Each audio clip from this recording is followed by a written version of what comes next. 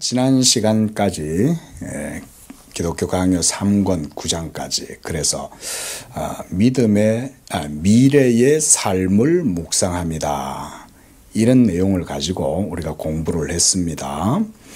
자, 오늘부터는요, 칼빈이 그렇다면 이제 지상에서 현세에서 성도가 살아가는 그 믿음의 삶이 무엇냐라는 설명을 덧붙여 주고 있습니다.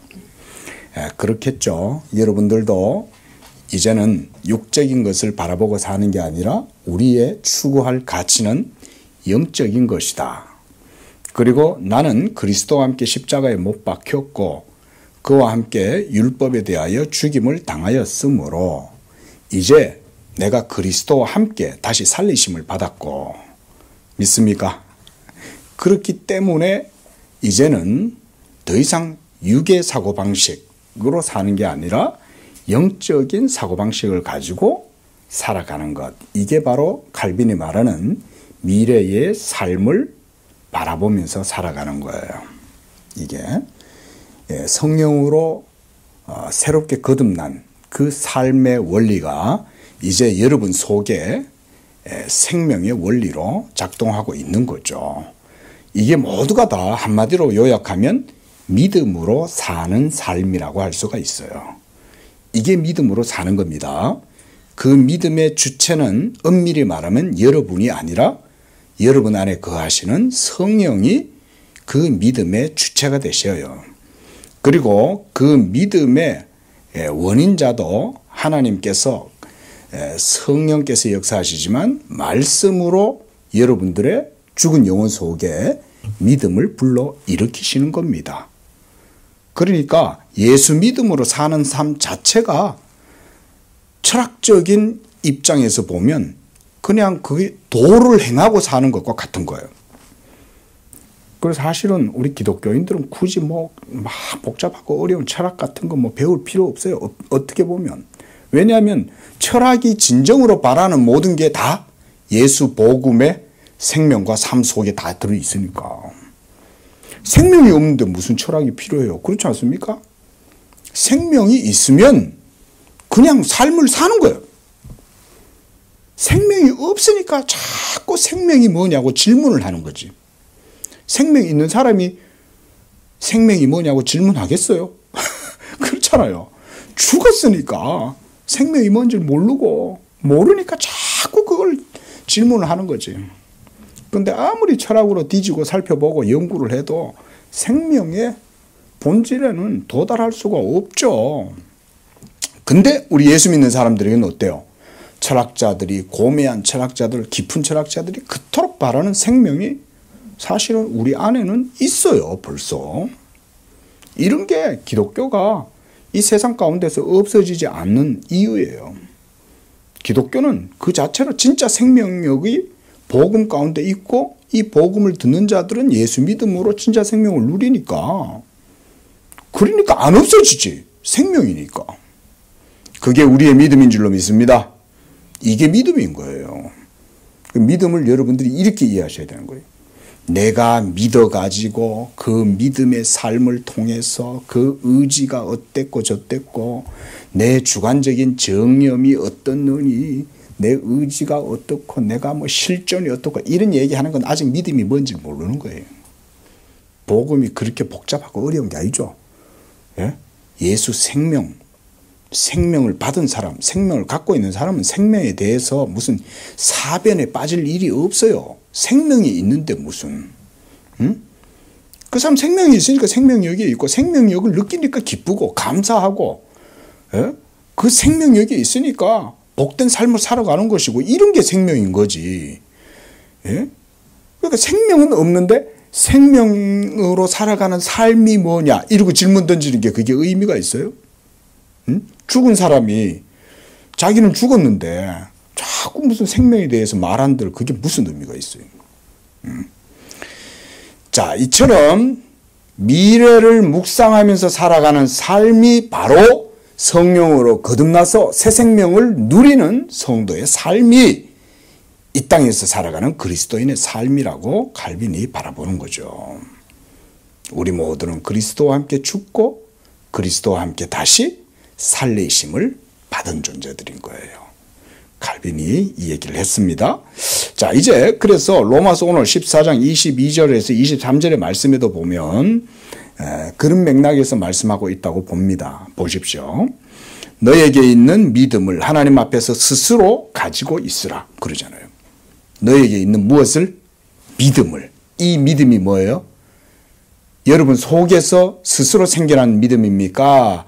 하나님이 진리로 말미암아 작용하셔서 그래서 여러분 속에 생겨난 믿음입니까? 뭡니까? 전자입니까? 후자입니까?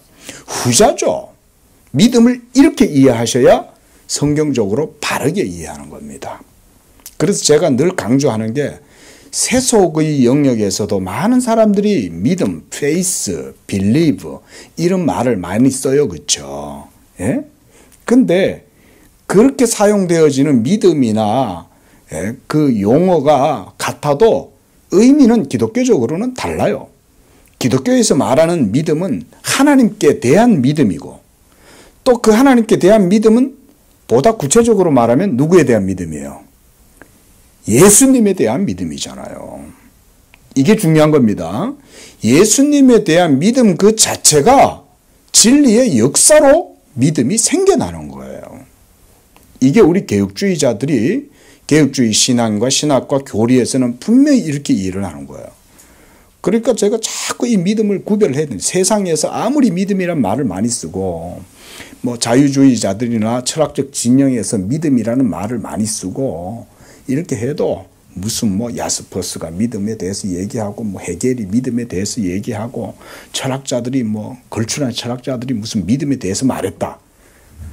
그들이 말하는 믿음의 개념과 이렇게 기독교 신학 교리에서 성경적으로 말하는 믿음하고는 전혀 달라요. 성격이. 전혀 달라요. 개념이. 성경적 믿음은 진리의 작용과 효력으로 생겨나는 거예요. 그러니까 이 믿음은 곧 칼빈에 의하면 지식이 되는 거예요. 여러분이 예수님을 믿고 있다면 예수님에 대한 그 믿음 자체가 벌써 여러분 속에 뭐가 작용하고 있다는 거예요? 진리가 작용하고 있는 거예요. 지식이 작용하고 있는 거예요. 진리가 지식이잖아요. 그래서 우리가 지난주 로마서 강의 때도 그 말씀을 제가 그래서 강조를 드린 거예요. 성령이 우리 안에서 그 일을 하심으로 믿음을 일으키시는 거예요. 이렇게 있는 믿음, 이것을 가지고 확신 가운데 나아가라. 그래서 거기도 보면 자기가 옳다 하는 바로 자기를 정죄하지 아니하는 자는 복이 있다. 이 말은 무슨 말이냐면 내적으로 자기 안에 이런 진리로 말미암는 믿음의 증거, 이런 믿음의 확신이 있는 사람은 흔들리겠어요? 안 흔들리겠어요? 이 사람은 믿는 구석이 있는 거야. 예? 그 어떤 상황 속에서도 이 사람은 흔들리지 아니하는 확신이 있는 거예요. 하나님과 자신만 아는 믿음의 비밀을 가진 사람인 거예요. 이 사람은. 그러니까 이 사람은 자기가 옳다 아니라 할 때 자기는 분명히 믿음의 확신을 가지고 있는 거야. 그러니까 난삽한 그런 막 골치 아픈 그런 사변이나 쓸데없는 이런 사변에 빠지지 않아요. 그냥 확신이 있으니까. 네. 그래서 여기서 그런 거예요. 자기가 옳다 하는 바, 즉 하나님의 말씀에 대한 믿음을 가지고 무엇이든 판단할 때 그 판단이 옳다는 확신을 이 사람은 가지고 있는 거죠. 그 확신을 어떻게 가지냐? 그게 바로 믿음을 통한 확신이잖아요. 자, 이런 게 중요한 내용들인 거죠. 여러분, 그런 믿음의 확신을 가진 사람 속에 진리가 있는 거죠. 진리가 있으니 이 사람은 그런 믿음의 확신을 증거를 통해서 취하는 거예요. 우리가 개혁주의자들, 특히 우리가 이제 종교개혁자들과 그 이외 정통주의자들이 믿음을 이런 성경적 논법으로 이해해서 신학도 이런 논법으로 신학을 합니다. 신학이라는 게 이렇게 이루어지는 거예요. 성경을 이렇게 이해를 하기 때문에. 그리고 또 23절에서는 의심하는 사람, 이 사람 확신이 있어요, 없어요? 의심을 하고 있는데 무슨 확신이야. 예? 근데 의심하는 사람의 특징은 뭐냐면 진리에 대한 지식이 분명하지가 않은 거죠. 모호하니까 의심하는 거야. 미신에 사로잡히는 사람의 가장 주된 특징이 뭐냐면 지식이 없어서 그래요. 옛날에 미몽의 시대를 살아가던 사람들이 왜 거짓된 신이라든가 우상이라든가 미신 같은 데 잘 빠졌을까요? 뭐가 없어서? 지식이 없어서 그런 거예요. 근데 이제 근대로 들어오면서 철학도 이제 계몽이 되고 이러면서 이제 어느 정도 근대주의가 이제 융성하게 발전을 하니까 사람들이 또 이제 과학이라는 맹신에 또 빠지기 시작했지만 그래도 고대인들보다는 많이 계몽된 건 사실이죠. 하지만 그럼에도 불구하고 철학적인 은밀함이 아무리 뛰어나도 인간의 영혼은 그것만으로는 참된 확신에 이를 수 없다는 점입니다. 참된 확신에 이르려면 여러분 안에 진리 그 자체가 생명으로 거해야 돼요. 그리고 그 생명력이 여러분 안에서 작동할 때, 죄송합니다. 작동이라는 표현은 조금 그렇고, 효력을 드러내실 때 진리의 성령으로 말미암아 여러분 속에 믿음의 증거가 생기는 거예요. 이 믿음의 증거가 여러분 안에 생길 때에 확신을 가지게 되지만 그렇지 않은 사람은 의심하고 먹는 거예요. 여기 보면 의심하고 먹는다는 말은 뭐냐면 고대에 이제 당시에 사도 바울 시대 당시에 이제 제사 음식 이런 거 있잖아요. 아테네 신전에서 이 여신에게 제우스에게 바쳐진 그런 제단의 음식들이 시중에 통용이 되는 거예요. 그러면 그런 것들을 먹을 거 아니에요. 우리가 오늘날도 제사 지내고 나면 모여갖고 뭐 음복한다 이러잖아요. 귀신하고 앉아가 같이 먹는 거지. 에? 술도 마시고 이러면서 여기에 이제 우리 조상님의 귀신이 왔다가 간다 생각을 하고는 앉아갖고는 뭐 같이 이를 먹는 거 아니에요? 예? 저도 어릴 적에 제사 음식 많이 먹었거든요. 우리 큰 집이 맨날 제사를 지내니까. 그럼 가면은 뭐 이제 큰어머니가 조카 왔다고 맛있게 막 제사 지낸 음식을 갖다 내주면 막 그거를 음식을 해줘요. 국을 끓이고 막 이래요. 먹으면 맛이 좀 이상하긴 했어. 이상하긴 했는데 좀 오래 놔둬가지고 아마 그래서 맛이 좀 이상했을 거예요. 근데 이제 저는 어려도 그거 별로 신경 안 썼어요. 그거 가지고 뭐 어린 생각에도 가만 생각해봐도 귀신이 없는 건 맞고 귀신이 이걸 먹는 건 아닌데 가지고 뭐 그냥 먹으면 되지 뭐. 자, 어린 아이지만 그 아이 속에는 지식이 있죠. 무슨 지식이 있습니까? 귀신이 음식을 먹지 않는다는 지식이 있죠. 그렇죠? 그리고 이 음식은 그저 음식일 뿐이라는 지식이 있었던 거죠. 그러니까 미신에 안 빠지죠. 그리스도인이고 예수 믿고 기독교 집안에서 자랐어도 그런 가정의 분위기에 있다 해도 제사 음식에 대한 미신적인 두려움이 아이를 사로잡고 있지 않았죠. 그렇죠? 그런데 그런 지식도 없는 사람은 어떻게 하겠어요? 그런 음식 먹는 게 쉽지 않겠죠. 그렇죠? 괜히 먹으면 찝찝하고 자기 몸을 더럽히는 것 같고 이런 생각을 하잖아요. 근데 귀신이 거기에 입을 댔다고 생각하면 신앙 양심상 이게 먹기가 부담스럽죠. 뭔가가 와가지고 여기에 스쳐 지나갔다. 여러분 이런 생각하면 찝찝하잖아요. 근데 신앙의 지식으로 말미암아 양심이 굳건하면 그까짓 거 뭐 스쳐 지나가긴 뭐 스쳐 지나가. 그거는 사람 생각이나 그렇게 하는 거지. 실제로 그런 거 아니잖아. 이러고 먹으면 아무 탈 없죠. 그래서 사도 바울이 그런 거예요. 사도 바울이 고린도전서 같은 데 보면 뭐라 그러냐면 양심을 위하여 묻지 말고 먹어라. 이런 경우도 있어요. 양심이 자유하면 먹어도 되는 거예요. 근데 여기서 보면 의심하고 먹는 자들은 이게 정죄를 받는다는 말은 뭐냐면 자기 안에 믿음의 확신이 없기 때문에 그런 것들을 그런 제사 음식 같은 거를 아무렇게나 이렇게 먹을 때는 벌써 자기가 의심을 하면서 이 먹어도 되나 안 먹어도 되나 이러면 불안하잖아요. 그 자체가 벌써 자기 양심을 위반하면서 먹는 거죠. 그래서 정죄가 되었다라는 표현을 쓰는 거예요. 그래서 23절 하반절에도 이렇게 얘기하죠. 이는 무엇을 따라? 믿음을 따라 하지 않았기 때문이다. 앞에도 22절에서도 믿음에 대해서 말하잖아요. 동일하게 이 개념인 거예요. 믿음을 따라 하지 않았다. 말씀드렸듯이 믿음이란 뭡니까? 내 안에서 역사하시는 성령의 작용과 효력을 통해서 갖게 되는 열매, 그게 바로 믿음이잖아요. 이 믿음을 가지고 있는 사람은 확신 가운데 담대함과 자유함이 있는 거예요. 응? 자유함이. 우리 성도님들이 이 복음의 자유, 이 진리로 말미암는 자유, 이걸 누리시기를 축원드립니다. 이게 있으면은 여러분들의 모든 삶이 복음적인 자유함으로, 그래서 지식 가운데 담대하게 삶을 살아갈 수가 있어요. 예수 믿음이 이 모든 것을 벗어나게 해주는 거예요. 예수를 안 믿으면 맨날 미신적인 두려움에 사로잡혀 사는 거야. 예? 좀 합리적인 사람인 것 같아. 굉장히 논리적이고 합리적이고 아주 차가워 보여. 여러분, 예수 안 믿죠? 나중에 그 유리벽 같은 그것이 깨집니다. 나중에 되면은요. 지금은 아주 자기의 이성이나 지성이 아주 뭐 날카롭게 튼튼할 것 같죠? 아닙니다. 여러분, 그런 사람들이 굉장히 논리적이고 합리적인 것 같아도요, 예수를 믿지 않으면 그게 언젠가는 깨집니다. 언젠가는. 우리 인간의 이성이라는 건 뭐 유리탑과 같은 거예요. 유리탑과.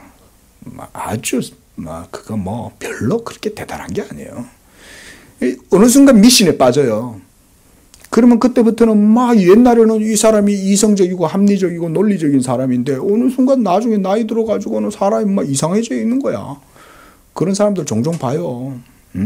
왜? 자기 이성과 자기 의지조차도 자기 스스로 감당할 수 없어요. 삶을 살다 보면.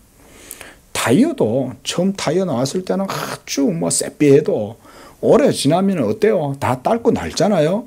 정신도 마찬가지라고 생각하시면 됩니다. 정신도 그런 거예요. 정신이 우리 육체와 연결되어 있잖아요. 스트레스 계속 받아보세요. 어떻게 되나? 처음에는 긍정적이고 진취적이고 창조적이고 의지가 아주 뛰어나고 그래서 막 노력하면 뭐든지 이루고 뭐 이러니까 인생을 자기 원하는 대로 사는 것처럼 생각하잖아요. 인생들이. 근데 시간 좀 지나보세요. 그게 그렇게 마음대로 호락호락한 게 아니에요. 살아보면 자기의 의지든 자기의 이성이든 인간의 논리든 그런 게 정말 모래성과 같은 거다. 이런 생각하게 됩니다. 믿음이 아니면 결국은 넘어져요. 믿음이 그렇게 대단한 거죠. 자, 이렇게 믿음을 따라 하지 아니하는 것은 다 죄다. 이런 거예요. 왜 다 죄겠어요? 모두가 어디서 나오니까? 인간 자신에게서 나오니까 다 죄다 그러는 거죠. 지금 바울도 그런 논조로 지금 이런 말씀을 하는 거고요. 자, 우리가 이제 이런 말씀을 좀 상기를 하고 칼빈의 이 내용을 보겠습니다. 자, 3권 10장 1절이에요. 자, 말씀드렸듯이 여기 6절까지 짧은, 비교적 짧은 내용인데, 이건 뭔 얘기를 하냐면, 그렇게 성령으로 거듭난 믿음의 사람들이 그렇다면 그 믿음으로 이제 이 세상 살기에서 살아야 되잖아요. 그렇게 살아갈 때, 그러면 영적인 것이 아닌 이 땅에 주어진 현세의 삶, 그런 것들은 그럼 우리가 어떻게 해야 되냐. 여러분들이 이해하기 쉽도록 단적으로, 예를 들어서 그러면 성령의 사람은 돈 벌면 안 됩니까? 부자 되면 안 됩니까? 여러분, 성령의 사람은 부자 되면 안 돼요? 돼요? 상관없죠, 그죠? 죄송합니다. 이 바울도 지금 그 얘기를 하잖아요. 믿음으로 하면 되는 거죠. 그게 무슨 문제가 되는 게 아니에요. 돈이 많고 적음이 문제가 아니고 돈에 휩쓸 일이 문제인 거죠. 그죠? 돈을 감당을 못하는 믿음을 갖고 있으면 그의 연약한 믿음은 하나님께 꾸지람을 들을 수 있는 거죠. 말하자면 그런 얘기예요. 간단하게 말해서. 자, 이제 한번 읽어봅시다. 자, 328쪽입니다. 자, 성경은 이러한 초보적인 것이다. 올바로 가르쳐 지상의 선한 것들을 사용하는 방식을 우리가 알도록 해준다. 그렇죠. 이제 영적인 사람이 됐어요. 그러니까 이제 영적으로 살아야 되겠죠. 그런데 영적으로 살아야 되는데 죄의 몸을 갖고 있는 거야.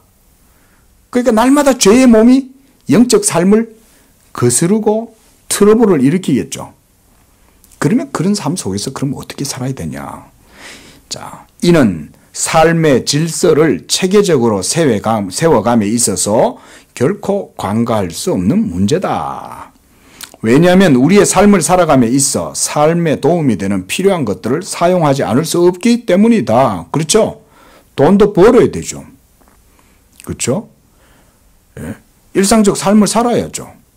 그런 것들을 전혀 필요 없다고 할 수는 없죠. 그런 걸 다 버리고 속세를 떠나서 들어간다. 이건 기독교 신앙이 아닙니다. 기도원에 들어가는 게 진짜 신앙이다. 이런 거는 잘못된 신앙입니다. 잘못된 신앙. 명심하세요. 기도원은 정말 간절히 기도하고 싶을 때나 가는 거예요. 그러지 않을 때는 그냥 교회에서 기도하는 게 성경적인 거야. 진짜 기도원 가고 싶다면 일단 먼저 교회에서 기도하고 정말 하늘이 무너질 것 같은 일이 벌어졌다. 그럴 때는 정말 기도원에 가가지고 기도할 수 있는 시설이 준비가 돼 있으니까 그러면 그거 가면 좀 더 집중해서 기도할 수 있겠죠. 금식할 수 있는 방도 제공해주고 TV도 없고 뭐 이런 게 없으니까 가면 얼마나 기도하기 좋아. 맨날 집회해주고 이러니까. 그러면 기도원 가는 거는 목사로서는 허용할 수 있다. 그런데 맨날 기도원 가서 살아. 그런 건 비성경적인 신앙이에요. 응? 그뿐 아니라 필요를 채우는 데 그치지 않고 즐거움을 채우는 데 유익하게 보이는 것들도 도외시하고 살아갈 수는 없다. 다만 필요를 위한 것이든 즐거움을 위한 것이든 자 보세요. 뭐라 그랬어요? 순수한 양심을 가지고 사용하기 위해서 이런 거 이제 줄을 그어 놓으시면 돼요. 이게 핵심이죠. 순수한 양심 이게 뭘까요? 로마서 우리가 방금 보았던 본문에서 말하는 믿음의 지식이죠. 그 믿음의 지식을 갖고 행동한다면 이 말이에요. 그렇다면 주어진 현세의 모든 삶을 일정하게 즐기는 방법, 사용하는 방법을 지혜롭게 배워야 된다. 이게 바로 믿음으로 하는 거죠. 믿음으로 하지 아니하는 모든 것은 다 죄잖아요. 예? 그런 논점으로 지금 이해를 하시면 됩니다. 주님은 자기 백성에게 주어진 현세의 삶은 그들이 힘껏 나아가야 할 천국에 이르는 나그네의 삶이라고 가르치면서 그 방식에 대해 규정하셨다. 만약 우리가 단순히 이 세상을 지나쳐 가야 할 뿐이라면 말할 나위도 없이 우리는 우리의 길에 방해되지 않고 도움이 되는 좋은 것들만 골라서 사용하면 될 것이다. 자, 예수 믿는 성도는 세상에서 나그네죠. 자, 성도는 나그네입니다. 이 세상에서. 그러니까 나그네로 이 세상에 살아가기 때문에 나그네들에게 필요한 게 있고 거주민들에게 필요한 게 있겠죠. 그렇죠? 나그네들에게 필요가 있어요. 그러니까 예수님도 제자들한테 그러잖아요. 너희가 복음 전하 나갈 때 옷 2벌 가지지 말고 전대 많이 차지 말고 나가라. 복음 전하는 자들에게 필요한 것들은 이런 거죠. 나그네된 성도도 필요한 것들이 있는 거죠. 이런 필요까지 무시할 필요는 없어요. 그렇죠? 이런 취지에서 바울은 우리가 이 세상에서 무엇을 쓸 때에는 쓰지 못하는 자같이 하라. 그리고 물건을 살 때에는 그것을 파는 사람들과 같은 마음으로 하라. 고 권면한다. 그러나 이 주제에는 모함이 있고 어느 한편에 치우치면 오류에 빠질 개연성이 많으므로 가급적 우리는 우리의 발을 우리가 안전하게 설 수 있는 자리에 부착시키도록 해야 한다. 그러니까 바르게 개념을 이해할 필요가 있다는 겁니다. 항상 옳은 것은 아니지만 선하고 거룩한 어떤 사람들이 있었다. 그들은 엄격한 제한이 없이 무절제와 방종이 고삐가 풀린 듯 도가 지나치도록 난무한 것을 보고 그 위험한 악을 바로잡고자 갈망했다. 그리하여 사람들의 필요에 요구되는 물질적인 재화만 사용하도록 하자는 한 방안을 떠올렸다. 중세 때부터 종교개혁이 일어나고 난 이후에 개혁자들, 말하자면 이제 종교개혁자들과 성도들이 막 이제 프로테스탄트 성도들이 많이 일어났죠. 그 영국 같은 경우는 우리가 퓨리탄이라고 그러잖아요. 정교도들. 이들이 기독교적 가치관을 확립하면서 그러다 보니까 삶의 문제에 집중한 거죠. 삶. 그렇게 했죠. 그렇죠. 예수를 믿었다면 이제 이 믿음을 어떻게 살 거냐. 이 삶의 문제가 굉장히 큰 주제가 된 거죠. 그랬을 때 이 삶의 모든 기독교인의 삶의 양식, 체계 이런 것들에 대한 이해가 정교도들은 아주 깊었어요. 예, 그러다 보니까 이런 여러 가지 방안들을 강구해냈겠죠. 그래서 어떻게 우리의 삶을 육의 욕정을 따르지 아니하고 성령의 요구를 따라서 살아갈 것이냐라고 하는 구체적인 방안들을 생각을 해볼 수 있는 거죠. 그죠? 그러다 보니까 여러 가지 방안들이 나왔는데 그 중에 하나가 뭐냐면 방금 여기처럼 이런 무절제, 방종 이런 것들을 바로잡고자 했던 거죠. 그래서 필요에 요구되는 물질적인 재화만 사용하자는 방안을 떠올린 거예요. 그건 분명 경건한 계획임에 틀림없지만 그 엄정함이 너무 뭐했다는 거예요. 과했다는 거예요. 이거 칼빈 선생님이 이렇게 얘기하는 겁니다, 여러분. 칼빈 시대 때 칼빈뿐만 아니라 종교개혁자들이 많이 있었습니다. 종교개혁 운동이 유럽 전역에서 일어났으니까. 독일, 네덜란드, 영국, 파리, 프랑스, 스위스, 그 외에 여러 이탈리아 이런 지역들에서 종교개혁들이 일어났으니까. 근데 아직 지식이 정확하게 신앙 양심 가운데 굳건하게 세워지지 않다 보니까 어떤 사람은 막 과도하게 경건을 추구하다 보니까 너무 경직되고 엄정한 거야.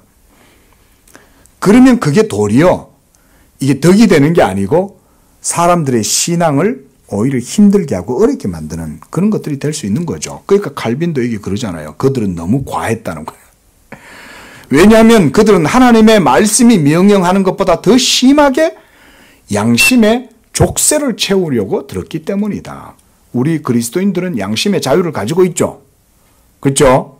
여러분들이 무엇을 행하든 양심의 자유를 가지고 행하도록 하나님이 성령으로 역사하십니다. 예?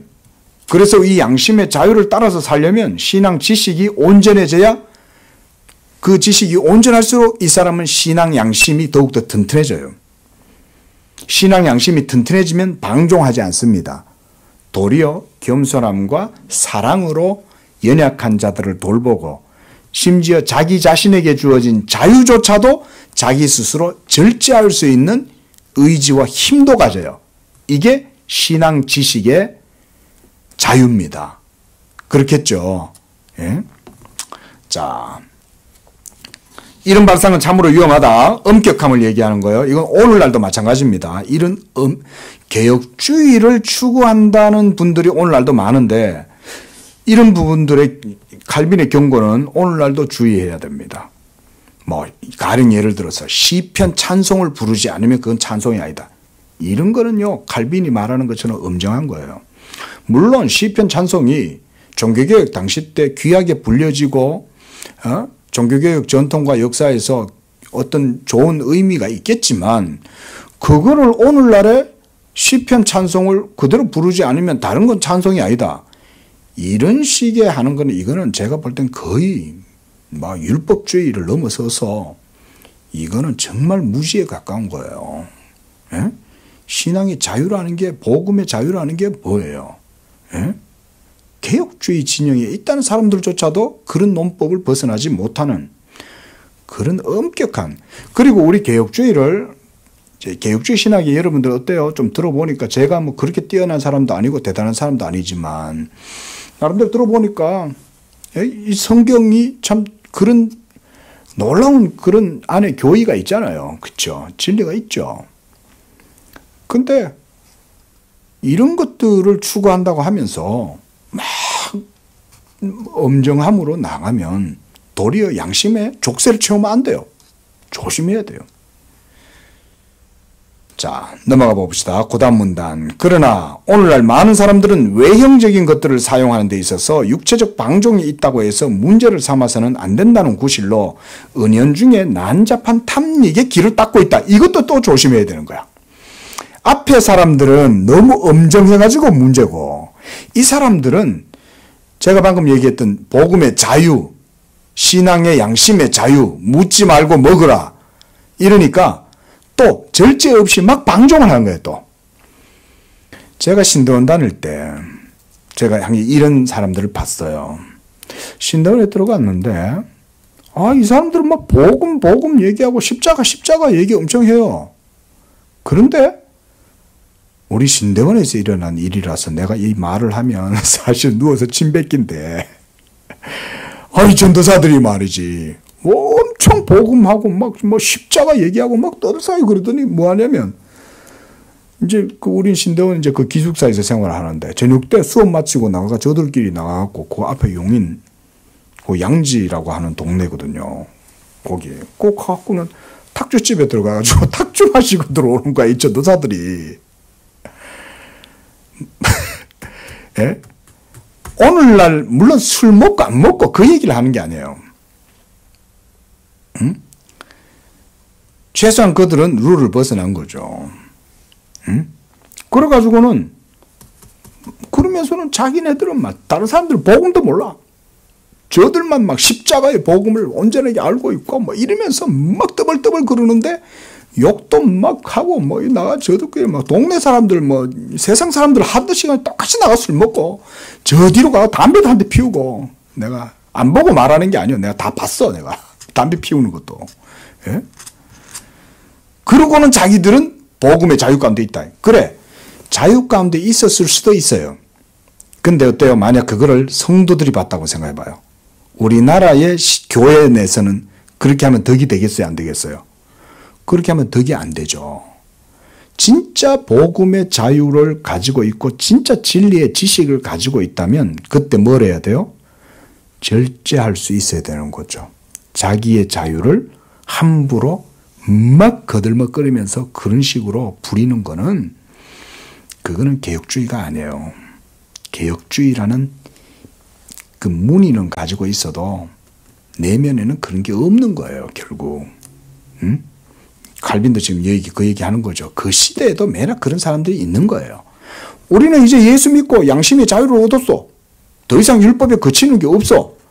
그러니까 우리는 그냥 이러면 이제 무절제가 되고 방임이 되겠죠. 방종이 되고. 그래서 은연중에 난잡한 탐닉의 길을 닦고 있다. 항상 우리 마음 속에는 절제라는 게 있어야 되는 거죠. 하나님이 보고 계시잖아요. 그들은 내가 도저히 용인할 수 없는 것들을 당연하다는 듯이 행한다. 우리 시대에도 사실은 그때 당시만 해도 우리 교단은 술 먹고 담배 피우고 이런 거에 대해서는 금했거든요. 지금도 마찬가지지만은. 그런데 성도들이 그걸 보면 어떡하겠어요? 야, 뭐야? 이렇게 할 거 아니에요. 저래도 되나? 저렇게 십자가의 복음을 자랑하고 십자가의 신앙을 알고 있다고 말하면서 저래도 되나? 그러면 성도들도 똑같이 그래 하겠죠. 그리고 이러한 것들을 사용하는 자유는 어떤 규정으로도 제한되지 않고 오직 각자의 양심에 맡겨져 있기 때문에 각자가 보기에 합법적이라고 여겨지기만 하면 그것들 중에 무엇이든지 사용할 수 있다고 주장한다. 과연 그렇습니까? 예? 그게 아니죠. 각각의 형제의 연약함을 짊어지라 그랬어요. 사도 바울이 가르치는 게 그거죠. 연약함을 짊어지라는 말은 어떤 사람은 저처럼 제사 음식을 먹어도 토하지 않아요. 근데 제 동생은 제사 음식을 먹기만 하면 토하고 못 먹어. 어릴 적에 보면. 얘는 감수성이 민감해서 그런지 먹고 토하고 야단이 나. 예? 근데 저는 먹어도 끄떡 없어. 예? 누가 바르다 올바르다 그런 얘기가 아니에요. 응? 그런 사람도 있죠. 그러면 그런 사람의 연약함의 짐을 같이 져주는 사람이 진짜 자유로운 사람이죠. 그렇죠? 자기는 그렇게 할 수 있는 자유가 있어요. 술을 먹고 담배를 피워도 심지어 구원의 확신이 흔들리지 않는 사람들도 있어요.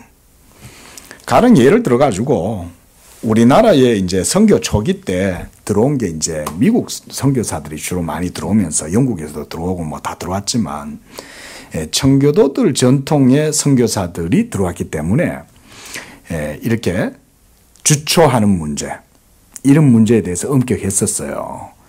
그러나 여러분, 예를 들어서 우리가 그 네덜란드에 우리나라에도 아주 잘 알려져 있는 헤르만 바빙크, 우리가 요즘 이제 수요일 날 신앙 도서를 갖고 하잖아요. 하나님의 큰일. 그 저자인 헤르만 바빙크 목사님은 담임 목회지에 부임을 했을 때 성도들한테 무슨 선물을 받았냐? 시가 세트를 선물 받는 거예요. 네? 포도주도 선물 받는 거예요. 그런 시가 세트 선물 받아가지고 야 시가 좋네 이러면서 그러니까 사실은 그게 그 동네에서는 그게 부득한 일이 아니었던 거죠. 담임 목사로 정빈이 들어와갖고 이제 모시고 부임을 했는데 부임한 목사님한테 시가 세트를 선물로 했다. 그거 뭐 우리나라에서는 그러면 안 되죠. 그러면 어떻게 해야 될까요? 아이 뭐 바빙크 목사님도 시가 피었는데 뭐 우리도 뭐 해도 되지 뭐. 자유가 있죠. 근데 그 자유를 그렇게 쓰면 되겠어요? 그렇게 하면 우리나라의 신앙에서는 받아들일 수가 없는 거죠. 그러니까 우리는 할 자유도 있지만 그 자유를 가진 사람은 하지 않을 의지도 발동할 수 있죠. 그렇죠? 자, 그래서 330쪽 두 번째, 실로 우리의 양심은 상세히 성문화된 그런 법적 공식에 매일 수도 없으며 매여서도 안 된다는 점을 나는 인정한다. 그러나 성경이 합법적인 사용에 대해 일반적인 규범을 전하고 있는 만큼 그 규범에 부합하게 우리의 사용을 분명히 어떻게 해야 돼요? 제한해야 되는 거죠. 절제해야 되는 거예요. 자기 자신들이. 그래서 우리 성도님들이 이렇게 복음에 대해서 목사가 알려주면 여러분들이 복음의 자유를 누리라고 이렇게 가르쳐 주는 거예요. 근데 복음의 자유를 누리시면 그때부터는 또 뭘 해야 돼요? 절제할 수 있는 자유도 여러분 속에 생겨나야 건강하고 온전한 신앙인이 되는 거예요. 자, 2절. 다음으로 우리의 원리로 삼자. 하나님은 우리의 파멸이 아니라 우리의 선을 위해 만물을 창조하셨고 모든 선물은 조성자 하나님이 우리를 위해 지으시고 지정하신 목적에 따라 그릇됨 없이 사용되어야 한다. 그러므로 이 목적을 부지런히 반추하는 사람이야말로 곧은 길을 아무 탈 없이 가고 있는 것이다. 여기서 하나님이 먹을 양식을 지으신 목적을 우리가 깊이 생각해 본다면 우리는 그가 우리의 필요뿐만 아니라 즐거움과 희락을 위해서도 그것을 주셨음을 발견하게 될 것이다. 전도서에도 말하죠. 그죠? 이 세상에 있는 분복을 누리는 것. 그것도 하나님의 복이죠. 그렇죠? 자녀를 낳고 또 결혼도 하고 그리고 또 일상적인 삶 속에서 또 재화를 획득하고 그러면서 부가가치를 창출하고 그 속에서 또 일상적인 삶의 편리함 심지어 뭐 한 번씩 또 나들이도 나가고 영화로도 보고 가고 뭐 이런 것 자체를 하나님이 막 엄격히 금하고 이런 거는 아니에요. 그런 것 때문에 여러분의 양심이 걸림이 되고 그럴 필요는 없어요. 그런 얘기입니다. 지금. 자, 넘어가고요. 그 331쪽 그 밑에서 첫 번째 문단 두 번째 그뿐만 아니라 만물에 부여된 자연적 품성 역시 그 자체로 우리가 어떤 목적으로 어떤 정도로 그것을 누려야 하는지 충분히 보여준다. 자, 창조 안에 사실은 이런 거는 개혁주의 신학자들 칼빈뿐만 아니라 개혁주의 신학의 통찰입니다. 자, 모든 창조는 선해요. 어때요? 모든 창조가 선하죠. 모든 창조는 선하다. 왜 선합니까? 왜 선합니까? 창조가. 하나님이 지으셨으니까 선한 거죠. 그렇죠? 하나님이 지으신 거죠. 자, 하나님이 하나님이 지으셨는데 지으셨다면 이 모든 것들이 기능뿐만 아니라 목적이 있을까요? 없을까요? 목적이 있겠죠. 그 하나님이 지으신 목적, 기능을 따라서 순기능을 바르게 활용하는 것도 목적에 부합되는 거죠. 그렇죠? 근데 인간들은 그걸 벗어나죠. 문제는. 이렇게 벗어나는 거예요. 자, 너무 벗어나면 안 되니까. 만약 주님이 이렇듯 지고하게 우리 눈에 그 자신을 드러내는 꽃의 아름다움과 우리 콧구멍에 맴도는 내음의 달콤함을 선사하지 않았다면 그 아름다움이 우리의 눈을 자극하고 달콤한 향내가 우리의 후각을 살리는 것이 불가능하지 않겠냐. 왜 아니겠는가? 그는 색을 구별해서 어떤 것들을 다른 것들보다 아름답게 만들지 않았는가? 왜 아니겠는가? 그는 금과 은과 상아와 대리석을 다른 어떤 금속과 돌보다도 고급스럽게 지으시려고 그것들에게 우아함마저 덧붙여 주시지 아니하셨는가? 요컨대 그는 많은 것들을 필요로 한 소형에 따라 지으셨을, 기능이죠. 소용에 따라 지으셨을 뿐만 아니라 그것들이 우리에게 매력적이 되게 하지 아니하셨는가? 모든 것들은 다 자기 나름대로 고유한 미학적 가치를 가지고 있다. 저는 이렇게 한번 표현해 볼게요. 자, 미학적 가치라는 말은 말이 어려운 것 같지만 다른 말이 아니에요. 돌은 돌로서 효용이 있고 또 그 돌 자체의 아름다움이 있죠. 예? 돌도 그냥 하강성만 있습니까? 그렇죠? 별의별 희한한 돌들이 많이 있잖아요. 왜 에메랄드하고 루비하고 다이아몬드하고 전부 다 옥보석 전부 다 돌이잖아요, 사실은. 그렇죠? 그런데 우리는 그 속에서 뭔가 다른 걸 느끼는 거죠. 그렇죠? 그런데 그런 것들을 하나님이 다 저마다에게 모든 종들에게 모든 창조의 그 종들마다 하나님이 영광을 속성을 부여해 주신 거예요. 우리 인간은 그걸 보면 직관적으로 알아요. 아, 이 금은 정말 대단하다. 이걸 아는 거죠. 아, 이게 은하고는 가치가 이게 비교할 수가 없다. 금은 한 돈 요즘 얼마 합니까? 한 32만 원 합니까? 은은 한 돈 얼마 합니까? 은은 한 돈 한 만 원 합니까? 만 원도 안 되겠죠. 그런 차이가 있는 거죠. 그런데 이런 모든 것들은 다 하나님의 창조의 질서, 어떻게 보면 순리라고도 할 수 있겠죠. 순리 또는 질서, 또 법칙 이런 것들이죠. 이런 것들이 모두 창조 속에 부여되어 있는데 이 모든 것들은 다 선하지만 저마다 고유한 미학적 가치를 가지고 있는 거죠. 3절 자유라는 구실로 방종을 멀리함. 그러므로 피조물에 대한 필요한 사용만을 용납하는 이러한 비인간적 철학은 이렇게 해놨어요. 칼빈이 아주 분명히 얘기하죠. 엄격하게 사용하는 것은 비인간적인 거다. 이런 걸 잘 봐야 돼요. 이런 게 칼빈의 아주 능동적이고 유려함이에요. 칼빈이 어떻게 지금 수백 년이, 500년이 지났는데도 칼빈의 신학이 여전히 신학을 하는 후손들한테 계속해서 칼빈 신학이 그런 힘을 가질 수 있겠어요. 바로 이런 것 때문에 그런 거예요. 막힘이 없는 거예요.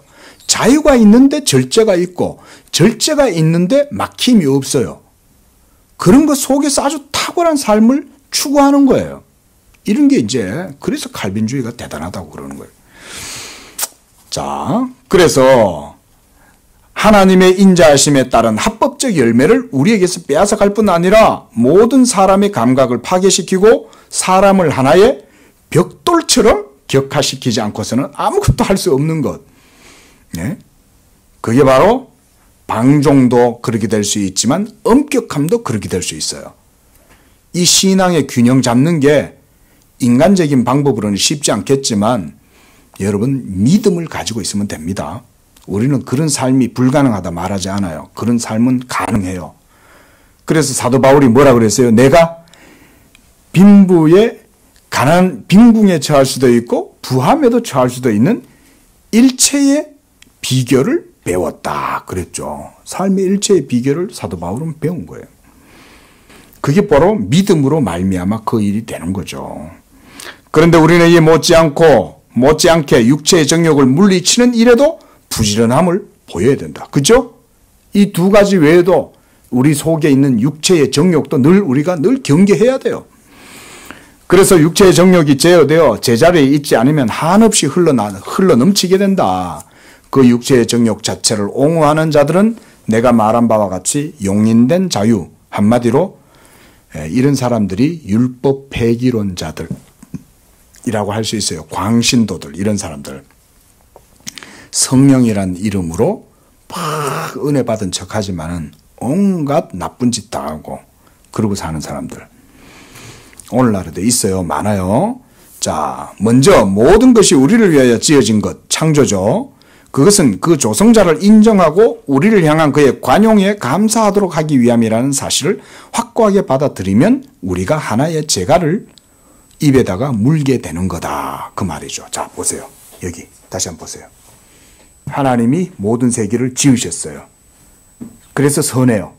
그럼 이 선한 거를 우리가 쓸 때 무슨 생각을 하겠어요? 이것을 선용할 때 누구를 생각하겠어요? 그렇죠. 하나님을 생각할 거 아니에요. 하나님을 생각하면 이 지음받은 기능과 목적 이상으로 넘어서서 사용하지 않겠죠. 그런 얘기를 하고 있는 거예요. 만약 당신이 이건 넘어갑시다. 자, 그런 설명입니다. 그래서 제일 마지막 줄 보세요. 만약 우리의 마음이 우리의 의상의 광채에 매여 있다면 여호와를 인정하는 것이 어디에 있을 수 있겠냐. 그러니까 누굴 바라보는, 이거를 바라보라는 거예요. 창조주를 바라보라는 거예요. 네? 창조주 하나님을 바라보라는 거죠. 하나님이 주신 것들의 눈이 매혹되지 말고 그것을 지으신 선하게 지으신 하나님을 바라봐라. 그 말이에요. 많은 사람들이 자기들의 모든 감각을 쾌락의 노예로 삼아 그것에 마음이 압도되고 만다. 많은 사람들이 대리석, 금, 그리고 그림을 지나치게 즐거워하여 그들이 대리석과 같이 되고 금속과 같이 변하여 그림 속의 인물과 유사해진다. 이런 건 재미있는 표현이네요. 제가 한 번씩, 저는 솔직히 좀 세상에 대해서는 약간 비관적인 생각이 있거든요. 목사다 보니까 아무래도.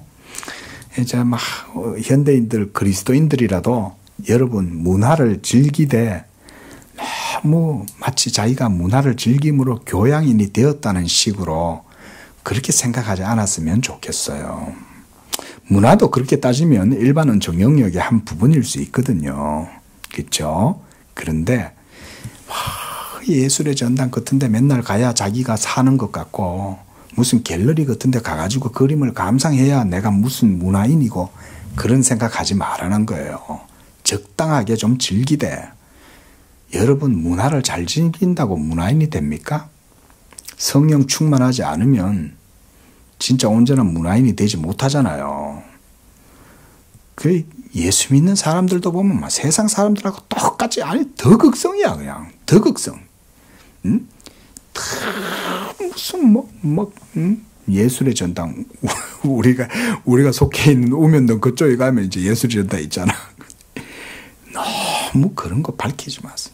적당하게 한 번씩 가보는 거 괜찮아요. 근데 마치 그런 거를 즐겨야 내가 말이지, 응? 무슨 대단한 존재감이나 가지는 듯이 그 정도로 생각하는 거는 도리어 믿음을 위배하는 거다.